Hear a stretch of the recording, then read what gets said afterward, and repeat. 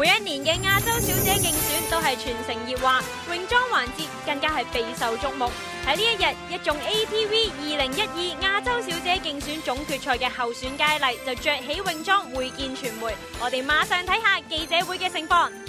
今年總決賽嘅佳麗水準相當之高，佳麗們無論去到邊度都必定成為眾人嘅焦點。喺記者會上，每個佳麗都信心十足，既健康又性感，令在場嘅記者快門閃過不停。跟住落嚟就睇下佳麗嘅自我介紹。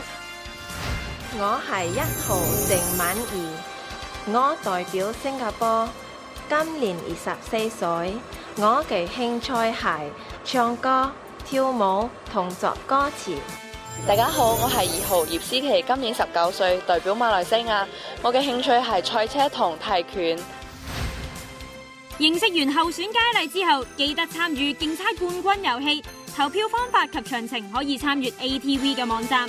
大家可以透過網頁同智能手機投票，估中冠軍就有機會得到由博思創意送出嘅包金獎座一個。大家快啲投票啦！